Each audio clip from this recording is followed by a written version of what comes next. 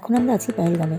আর বেতাব ভ্যালির পর আমরা এখন চলে যাচ্ছি সোজা আরু ভ্যালিতে। আরু ভ্যালিতে যাওয়ার সময় এই সৌন্দর্যটা দেখো আরও কত সুন্দর। আর এখানে এই রোডটাকে মিল্কি ওয়ে বলে, মানে দুধের মতো সাদা যেহেতু রাস্তাটা। তো এখন আমরা সোজা চলে যাব আরু ভ্যালিতে। আর এখানে দেখো সামনে লাল গাড়িটা যাচ্ছে, সাদার মধ্যে লালটা দেখতেই সুন্দর লাগছে। আর ঘরগুলো এত সুন্দর লাগছে যে বলার কথা নয়, যেটা আমাদের কাছে সৌন্দর্য এবং আমাদের খুব ভালো লাগছে। অ্যাকচুয়ালি এই জায়গাটা ওরা কিন্তু খুবই কষ্ট করে থাকে, এত বরফের মধ্যে এইভাবে থাকা, আশপাশে দোকানপাট কম, এত দুর্গম রাস্তা।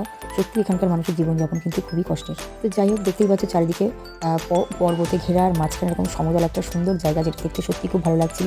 আর এখানে বরফটা এত সুন্দর মিহি যে হাত দিয়ে চাপলেই কিন্তু এটা ভেঙে যাচ্ছিল। আর এদিকে দেখো আমার লাড্ডু কিন্তু মোটামুটি ওর দাদার সঙ্গে বরফে শুয়ে পড়েছে। তো আমিও একটু বরফের চাদরে নিজের গাটা ভাসিয়ে দিলাম। আর এখানে একটা স্কুল আছে, যেটা দেখলে সত্যি আমার খুব খারাপ লাগছিল। মানে স্কুলটার অর্ধেকটাই কিন্তু বরফে ঢুকেছিল, আর কিছুটা অংশ বেরানো। তো এখানে ওদের কিছু একটা অনুষ্ঠান হচ্ছিল, যার জন্য বাচ্চাদের গিফট দেওয়া হচ্ছিল। তো সেটা একটু ক্যামেরাবন্দি করলাম। এবার চলো এখানকার ঘরের ছাদগুলো তোমাদের দেখাবো। ওগুলো তো মানে প্রত্যেকটাই ভালো মতো করা, যাতে বরফটা পড়ে যায়। এখানে দেখো কত মোটা লেয়ার একটা বরফ পড়েছে, যেটা দেখতে খুবই সুন্দর লাগছিল।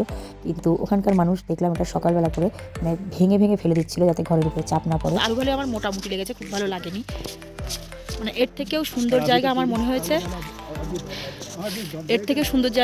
আমার রাস্তায় পেয়েছি। তো চলো আজকের ভিডিও এই পর্যন্তই, দেখা হচ্ছে নেক্সট ভিডিও।